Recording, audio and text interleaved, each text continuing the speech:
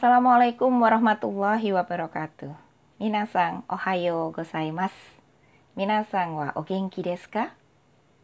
Pagi ini cuacanya dingin ya. Nanti siang mungkin panas dan kalau hujan kembali menjadi sejuk. Nah, dingin, panas, sejuk itu yang akan kita pelajari pada bab 8 ini. Baik minasan, hajimemashou. Kita akan belajar bagaimana mengungkapkan kata sifat dalam bahasa Jepang. Kata sifat dalam bahasa Jepang yaitu mempelajari mengenai bagaimana cara mengungkapkan kata tersebut pada keadaan tertentu. Kata sifat dalam bahasa Jepang dibagi menjadi dua, yaitu kata sifat i ejektif dan kata sifat na ejektif, atau biasa disebut kata sifat golongan 1 atau kata sifat golongan 2. Kata sifat na ejektif memiliki ciri-ciri semua kata sifat yang tidak berakhiran dengan huruf i. Tetapi ada kata-kata tertentu yang berakhiran dengan huruf i masuk ke dalam kata sifat na ejektif. Minasan, atarashii kotoba o renshu shimashou. Handsome, kirei, shizuka, nigiyaka, yume, shinsetsu, genki, hima, benri, suteki. Selanjutnya, kata sifat i ejektif atau kata sifat golongan 1 memiliki ciri-ciri semua kata sifat yang berakhiran dengan huruf i. Ya, semua kata sifat yang berakhiran dengan huruf i. Minasan, issho ni renshu shimashou. Oki, chiisai, atarashii, furui, ii, warui, atsui, samui, sumetai, muzukashii, yasashii, takai, yasui, hikui, omoshiroi, oishii, isogashii, tanoshii. Begitupun juga dengan warna. Untuk warna juga masuk ke dalam kata sifat seperti putih, hitam, dan sebagainya. Shiroi, kuroi, dan sebagainya.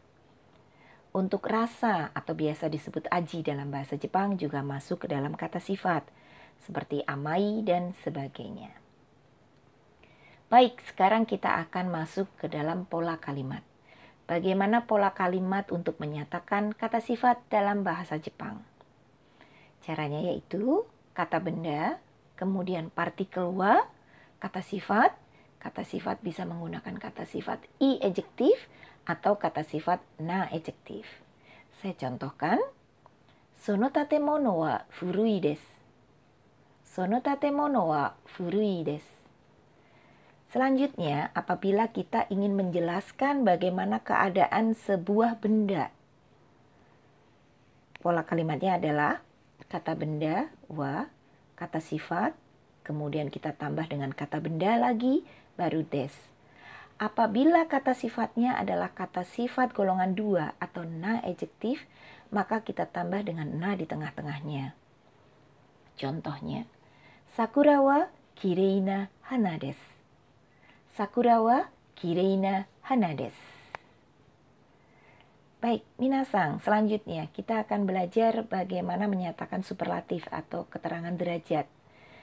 Keduanya muncul sebelum kata sifat yang dimodifikasi. Contohnya, totemo. Totemo digunakan dalam kalimat afirmatif dan berarti sangat.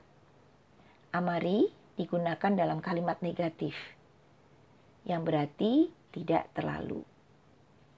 Saya contohkan, kore wa totemo yumei na eiga desu.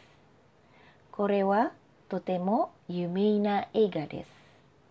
Selanjutnya untuk yang amari, Shanghai wa amari samuku nai desu. Shanghai wa amari samuku nai desu.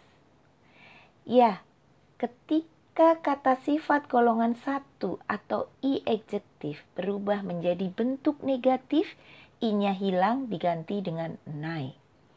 Samui, samukunai. Atsui, atsukunai. Dan seterusnya.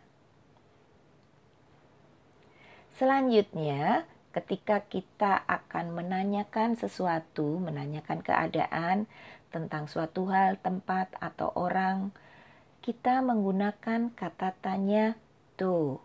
Ya, betul. Do desu ka? Do desu ka?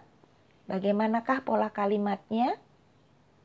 Baik, kata benda wa ditambah dengan do desu ka. Contohnya, Nihon no seikatsu wa dou desu ka? Nihon no seikatsu wa dou desu ka? Ya, betul. Atau kalau minasang ingin menanyakan keadaan Jakarta pagi ini, Jakarta wa dou desu ka? Jawabannya, Jakarta wa samui desu atau Jakarta wa suzushii desu. Baik, kita lanjutkan. Untuk menyatakan sesuatu yang menghubungkan yaitu tetapi, kita menggunakan partikel ga. Caranya adalah kata sifat, ga, kata sifat. Kata sifat yang dipakai bisa kata sifat i adjektif atau kata sifat na adjektif. Jadi partikel ga adalah partikel konjungtif yang berarti tetapi untuk menghubungkan kalimat. Kita contohkan, Nihon no tabemono wa oishii desu ga takai desu. Nihon no tabemono wa oishii desu ga takai desu. Jadi, ketika kita mengungkapkan bentuk tetapi, kita menggunakan partikel ga. Baik minasang, hari ini kita sudah belajar bagaimana cara mengungkapkan kata sifat dalam bahasa Jepang. Ya, kata sifat dalam bahasa Jepang dibagi menjadi dua golongan, kata sifat i adjektif dan kata sifat na adjektif. Kata sifat i adjektif adalah semua kata sifat yang berakhiran dengan huruf i. Kata sifat na adjektif, kata sifat yang tidak berakhiran dengan huruf i, tetapi ada kata-kata tertentu yang berakhiran dengan huruf i masuk ke dalam kata sifat na adjektif atau kata sifat golongan 2. Pola kalimatnya adalah kata benda, wa, kata sifat, des. Kemudian untuk menanyakan sesuatu, kita menggunakan do desu ka. Untuk menyatakan tetapi, kita menggunakan partikel ga. Baik minasang, kita sudah belajar kata sifat. Mari kita berlatih. Ja minasang, gambatte kudasai. Sayonara.